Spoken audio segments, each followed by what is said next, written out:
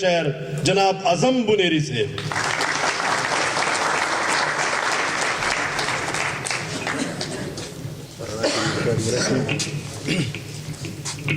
بسم الله الرحمن الرحیم.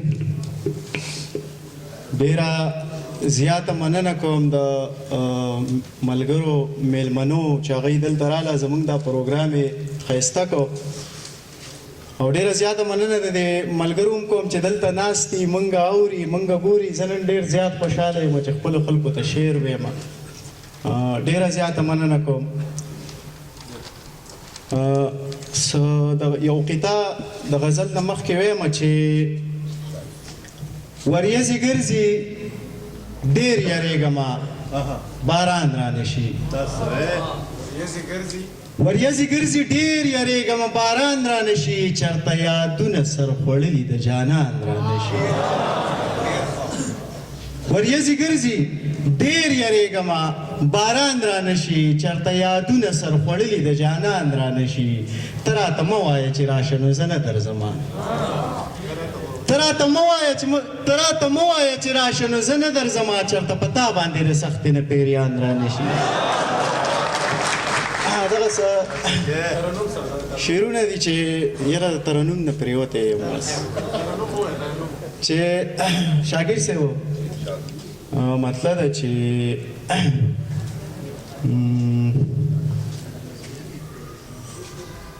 که ستا غرور د خپله بامه نه راغورځېده که ستا غرور د خپله بامه نه راغورځېده زما نه کم په تا پسې دا زړه راغورځېده.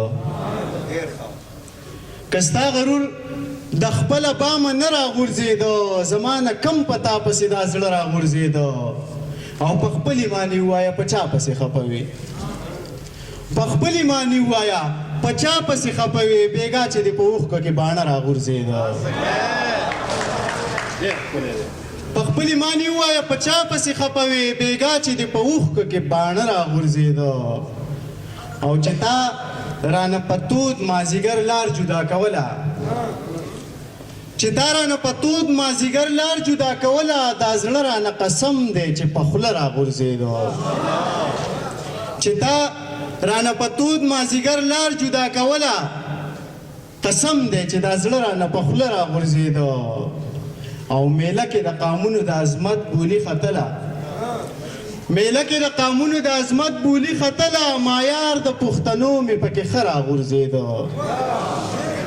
عظمه ته چې داسې د جانان په تماشه وې عظمه ته چې داسې د جانان په تماشه وې توبه چې د جانان د مخ نه څه راغورځېده.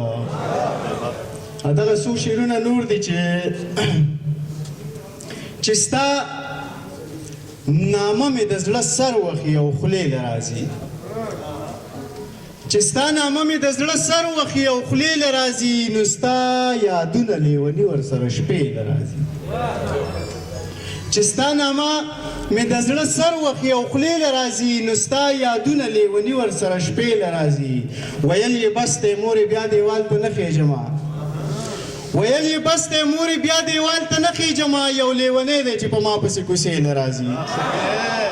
ویل یې بس دی مورې بیا دیوال ته نه خېژمه یو لیونی دی چې په ما پسې کوڅې له راځي. مونږه که مینه کړې مونږه مینه داسې کړې مونږه که مینه کړې مونږه مینه داسې کړې بلا میندې چې لا اوس هم مشورې له راځي. مونږه که مینه کړې مونږه مینه داسې کړې بلا میندې چې لا اوس هم مشورې له راځي. او راشه اعظمه وخت په تیر وي بیا به ګوتې مروړې راشه اعظمه وخت په تیر وي بیا به ګوتې مروړې ستاسو د چم خلق په ما پسې رشتې له راځي. ډېره زیاته مننه کوم بس ډېر زیات ښه ډېر غټ خوند یې وکړو دا و جناب اعظم بنیري صاحب.